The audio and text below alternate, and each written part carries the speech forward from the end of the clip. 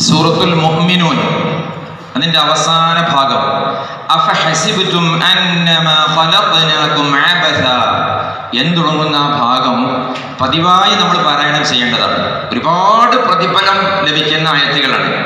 കേട്ടോക്കേ.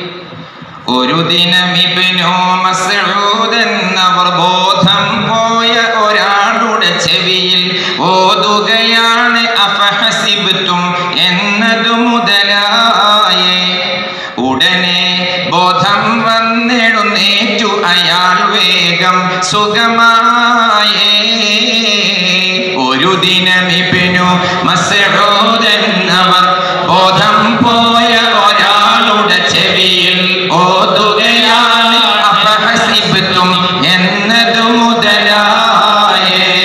ഉടനെ ബോധം വന്നെഴുന്നേറ്റ് അയാൾ വേഗം സുഖമായേ.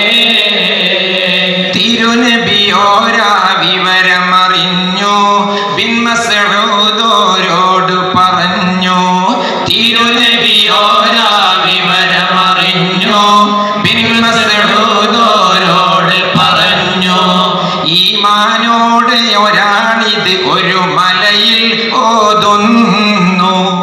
എന്നാൽ മലയും നീങ്ങും അതിനോളം പവറാണിതിനെന്നും. ഒരു ദിനം ഇബ്നു മസ്ഊദ് എന്നവർ ബോധം പോയ ഒരാളുടെ ചെവിയിൽ ഓതുകയാണ് അഫഹസിബ്തും